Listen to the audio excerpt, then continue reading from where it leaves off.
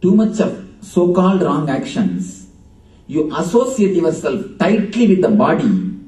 So disconnecting yourself with the body at the time of death is very difficult.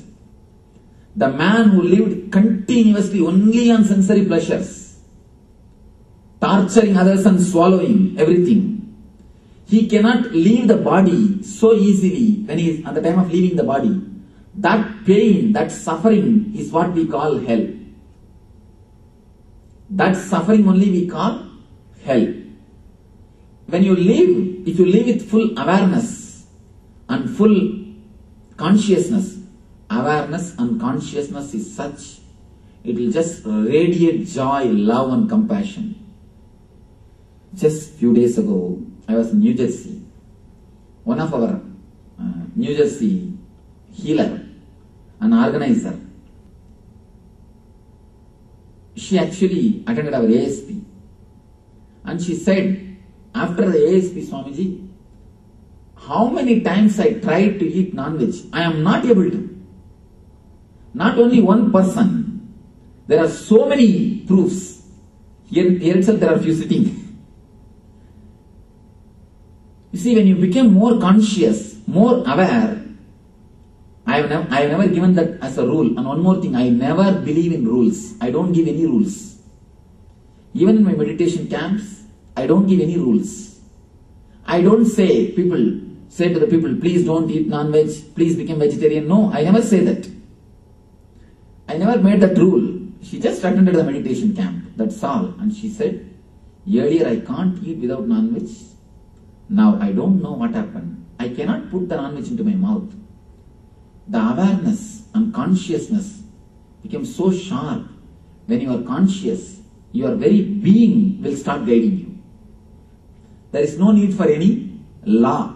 I never taught her, no, eating non-veg is wrong. It is spiritually wrong. How many times I give a rule, what she will tell? No, Swamiji, I am not able to control. Giving rules is not going to work. Morality is not going to work. I don't believe in morality. I believe in experience. I don't believe in conscience. I believe in consciousness. When the real consciousness happens to you, you will automatically see that morality happens in you. Whatever we call social morality, all those things starts happening in you. It will become your lifestyle. It will become your very being. Then you will see there is no conflict between inside and outside. As long as you live with morality, you live with laws, you live with rules, you will see there will be always conflict inside and outside. The moment you don't see any cop's car, speed goes up. Speed rises. The moment somewhere the cop's car is standing or the dim light is seen, immediately put a brake. See, as long as the morality is taught with fear, cop means what? What you call it as a Yamaduta, here you call it as cop. That's all.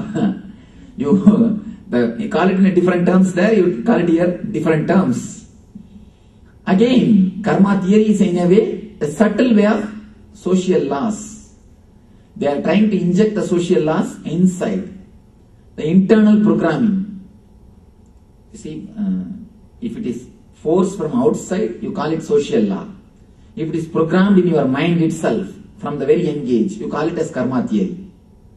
But both are simple programming.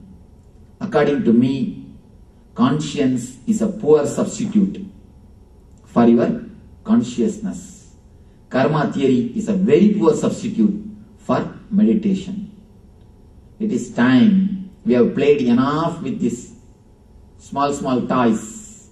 I always tell people, drop your toys, be matured.